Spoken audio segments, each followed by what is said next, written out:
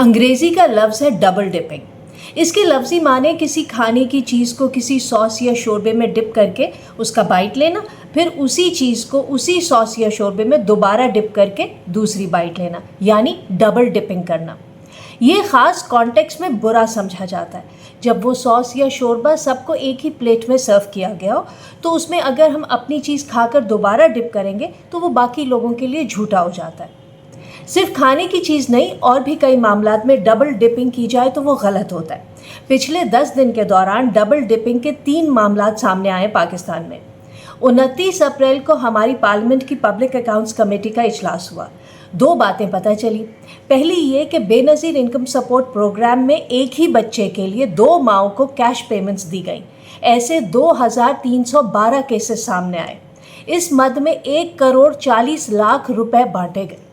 Auditor general Pakistan ने बताया कि एक ही बच्चे के बे फॉर्म पर 2 मुख्तलिफ माओं को मुंसलिक किया गया और ये पैसे बच्चों के तालीमी वज़ाइफ के लिए नकदी की शक्ल में दिए गए।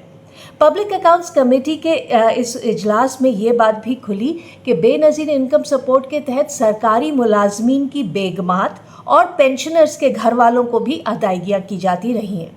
सरकारी मुलाजमीन की बेगमात को तकरीबन 9 करोड़ रुपए की गैर कानूनी पेमेंट्स की गई। अच्छा, बेनज़ीर इनकम सपोर्ट प्रोग्राम में इस किस्म की चोरियां पहले भी हो चुकी हैं, लेकिन किसी को शर्म ही नहीं आती। बेचारा गरीब आदमी बेनज़ीर इनकम सपोर्ट के लिए अप्लाई करे तो महीनों लग जाते हैं। वो छानबीन होती है कि जैसे वो चोर हो। मुझे इसलिए पता है कि मैं एक बेवा को जानती हूँ, उसके 3 छोटे बच्चे हैं। उसने बेनज़ीर इनकम सपोर्ट के लिए कोई 3-4 साल पहले अप्लाई किया था। अभी तक एक पाई नहीं मिली, लेकिन इस दौरान BISP के दफ्तर से कई बार मर्द उसके घर आ चुके हैं इंस्पेक्शन के लिए। एक एक चीज़ खंगाली गई कि कहीं बेवा के घर एक पंखे और 2 लाइटों से ज़्यादा तो कुछ नहीं है। और यहाँ सरकारी मुलाजमीन की बीवियों को आंख बंद करके पैसे बांटे जा रहे हैं बग़ैर किसी चेकिंग के। ऑडिट टीम ने PAC इजलास को बताया कि ग्रेड 15 के 263, ग्रेड 16 के 42, ग्रेड 17 के 21, ग्रेड 18 के 15, ग्रेड 19 के 11 और ग्रेड 20 के 3 अफसरान और पेंशनर्स भी बेनज़ीर इनकम सपोर्ट से पैसे लेने वालों में शामिल हैं। कमेटी में ये बात भी हुई कि सज़ा के तौर पर इन लोगों के नाम सबके सामने लाए जाएं और पैसे रिकवर किए जाएं, मगर पता चला कि BISP के पास रिकवरी का कोई तरीका ही नहीं है। अब पब्लिक अकाउंट्स कमेटी ने तो कह दिया कि इमदादी रकम लेने वाले ग्रेड 19 और 20 के अफसरों के नाम दुनिया को बताए जाए। ऐसा हो तो अच्छा है, लेकिन जो इस हद तक बेगैरत हो, क्या उसे फ़र्क पड़ता है? डबल डिपिंग की एक और दास्तान। IMF के डंडे की वजह से 28 अप्रैल को हमारी हुकूमत ने बिलाखिर कह दिया, पेंशन ले लो या तनख्वाह, दोनों नहीं मिलेगी। दोबारा भर्ती होने वाले रिटायर्ड मुलाजमीन के लिए दोहरी अदायगी का सिलसिला ख़त्म कर दिया गया। रिटायर्ड सरकारी मुलाजमीन को दोबारा मुलाजमत की सूरत में पेंशन या तनख्वाह में से किसी एक को चुनना होगा। ये शर्त 60 साल की उम्र के बाद कॉन्ट्रैक्ट या मुस्तकिल दोनों तरह की मुलाजमत पर लागू होगी। और अगर किसी की एक से ज़्यादा पेंशन बनती है तो वो सिर्फ एक ले सकता है, दूसरी छोड़नी पड़ेगी, यानी बाय 1 गेट 1 फ्री की सरकारी स्कीम ख़त्म। हमारे पेंशन अखराजात इस हद तक काबू से बाहर हो गए हैं कि IMF को कहना पड़ा कि बस कर दो भाई, कितना खून चूसोगे, इतना तो हम भी नहीं करते। मौजूदा माली साल में हुकूमत के पेंशन अखराजात 1 खरब रुपए से ज़्यादा हो गए हैं। इसकी बड़ी वजह यही डबल डिपिंग की बुरी आदत है। इससे नुकसान भी डबल हो रहा है, हुकूमत पर माली बोझ पड़ रहा है और बाकी मुलाजमीन की प्रमोशंस रुक रही हैं। IMF ने कह दिया कि पेंशन इस्लाहात करो तो कर्जा मिलेगा।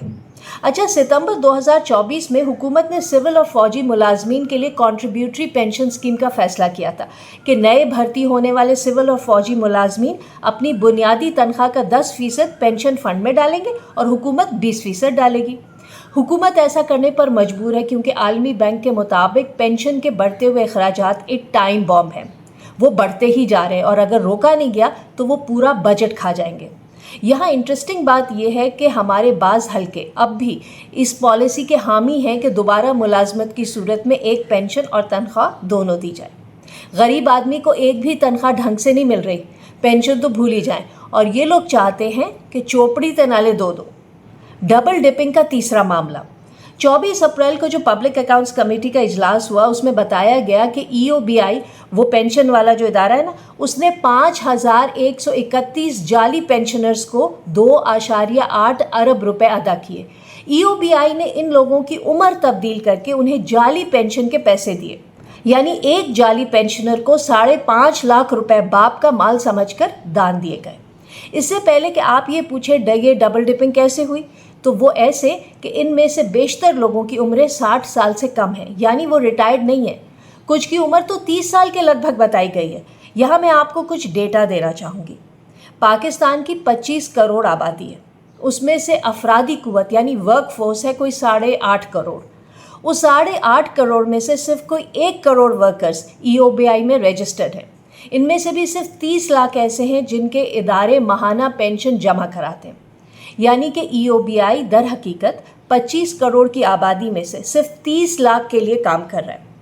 EOBI کا اپنا جو کانٹریکٹ پر صفائی کا عملہ ہے وہی پینشن کے لیے رجسٹرڈ نہیں ہے۔ آپ کو نہیں لگتا کہ ٹیکنالوجی کے اس دور میں EOBI کو ختم کر کے اس کی جگہ کوئی اور کمپیوٹرائزڈ ڈیجیٹل سسٹم لانا چاہیے جو زیادہ ایفیشنٹ اور ایماندار ہو؟ اس پر سوچیں۔ اور آخر میں یہ کہنا رسم دنیا ہے کہ ویڈیو اچھی لگی ہو تو لائک اور سبسکرائب کریں، کامنٹس دیں گے تو اور بھی اچھا لگے گا۔